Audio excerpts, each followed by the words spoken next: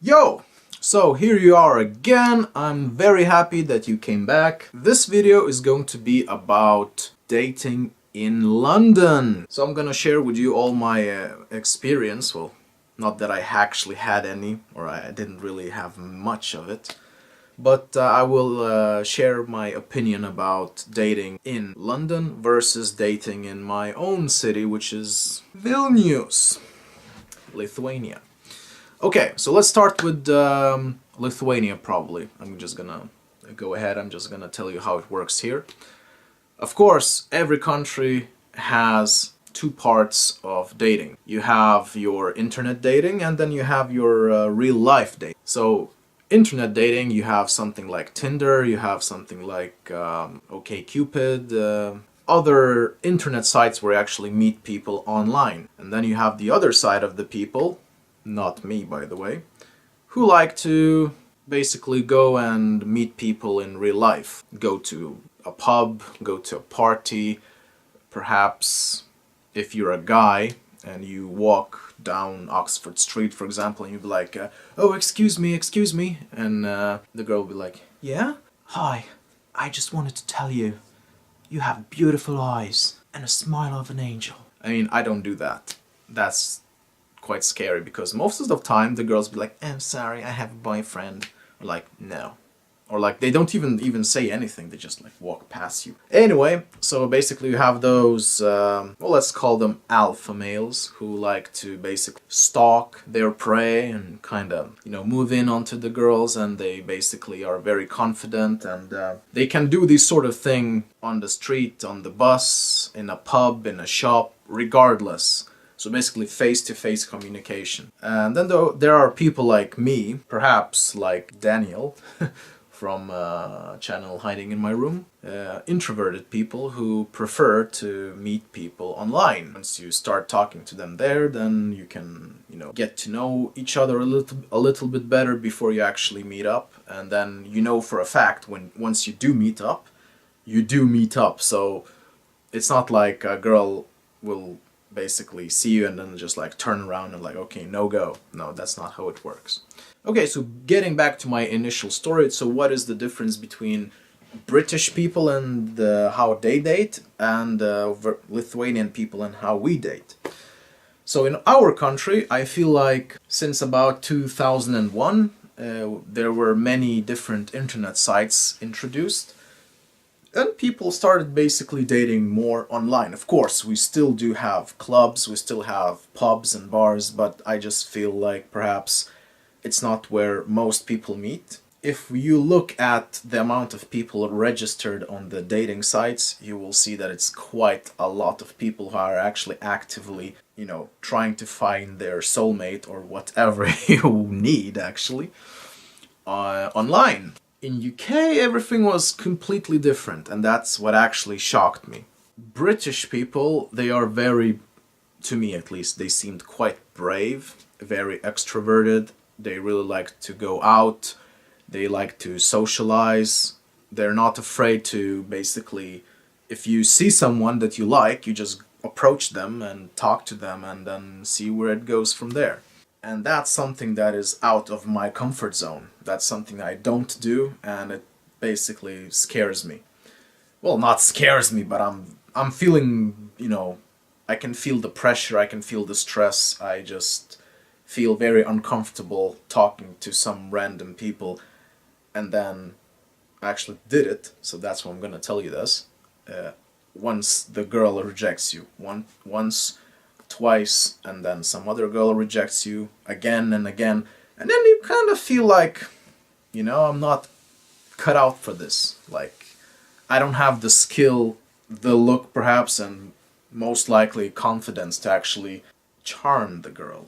So I just didn't even bother trying this in UK, because I saw the guys were like, you know, like they look good, you know, they're groomed, they most of the British guys were not fat, so they, I don't know, it just felt like they were very confident and didn't bother making full of themselves or something like this.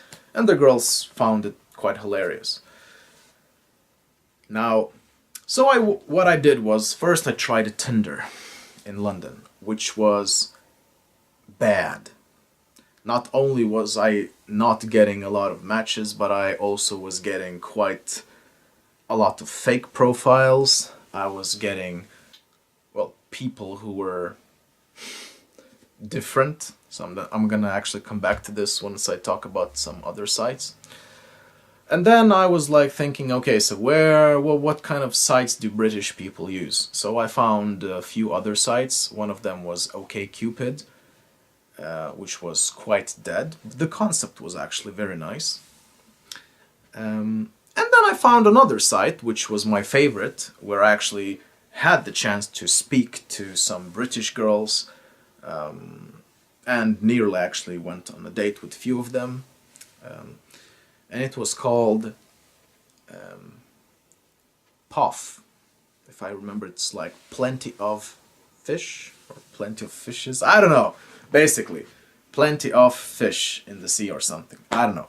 It's like that.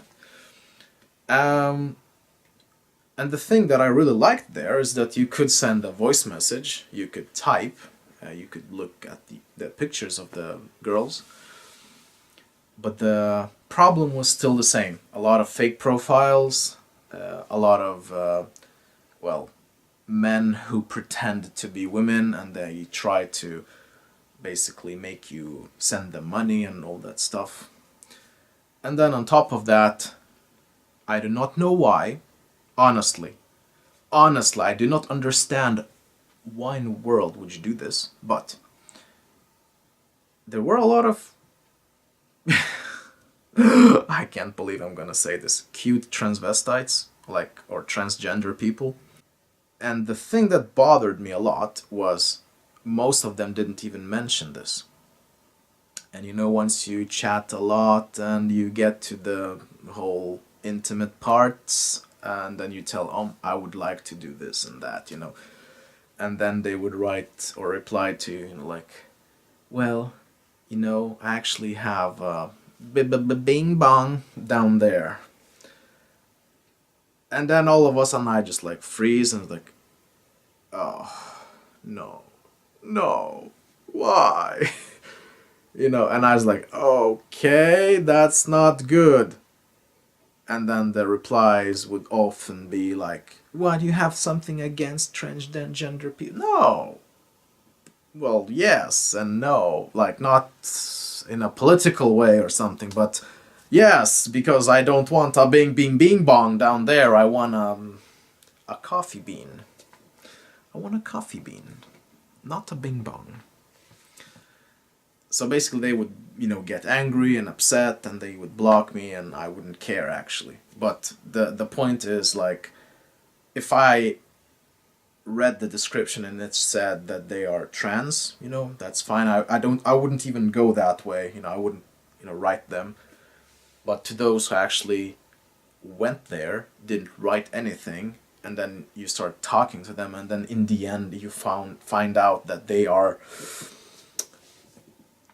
different, then of course that is a problem, because that's not what I like and that's not what I'm into, and I think it is a bad thing. I have heard that there were some other apps like Grinder or Grind or whatever, and some other apps out there where a specific type of people could you know, engage in conversation. You know, like if you like men, then of course you would chat with men who like men, right? And the same thing with me, you know, I'm straight, so I would like to communicate with an actual woman, not with a guy who thinks he's a woman. So to me it was shocking, you know, it would make me feel sick sometimes because of all the chat that you had, and then in the end you realize that that's not an actual woman, then you feel bad. And again, I'm not saying anything bad, but you know, I'm straight, I know what I like. So I wouldn't go to like a gay app and look for like I don't know, a lesbian, right, who I think that, oh, you're just pretending to be. No, that's just how she is. But I wouldn't bother her because I know she's not into like men. She's into women. And at the same time, you know, if some guy would write me and I was like, oh no, I'm not homosexual, you know, like I'm straight, then he would ask me like, what are you doing here, you know, if you're not, you know, you're not into guys. So the same thing, I felt like, why do transgender people go on apps like that and try to blend in between women and then chat to normal men, like straight men? Why they talk to straight men when they perhaps know for a fact that they are not into this kind of thing? So this sort of thing doesn't happen in Lithuania. You either have like, you know, men, women, you know, like simple things.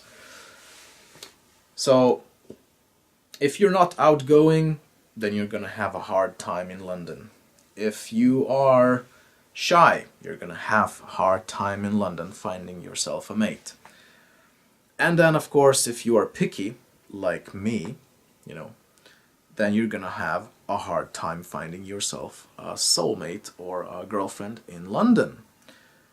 But then again, if you're, you know, like tall and you're handsome and you're like confident and outgoing, then I think you're gonna find a lot of opportunities out there where you could meet potential girlfriend. And if you're not too picky, then I think you have a very good chance of finding yourself a girlfriend or a boyfriend. But I found that British people have a different approach when talking about dating.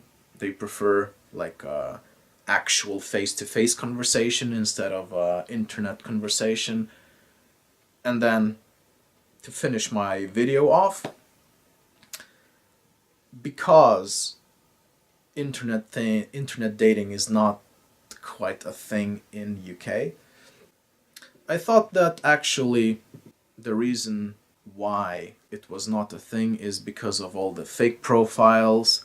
It was because of the amount of men to women ratio. I just felt like there are much more men out there, both in the real life and on the internet, competing against each other to find the best looking girlfriend, and the competition was quite stiff and there were just like not enough good looking women to actually go for. My conclusion is, if you want to date, you should actually maybe move to some other smaller city in UK. London is definitely not for those introverted guys or introverted women, because you're going to struggle to find yourself a mate. So that's the end of my video. And again, if you have any comments or questions, comments below, and or write me a personal message then. And again, I hope I didn't offend anyone. I didn't say anything bad. God forbid I didn't mean anything, but I was just speaking my mind, and I hope you value my honesty. So thanks for watching, and see you next time.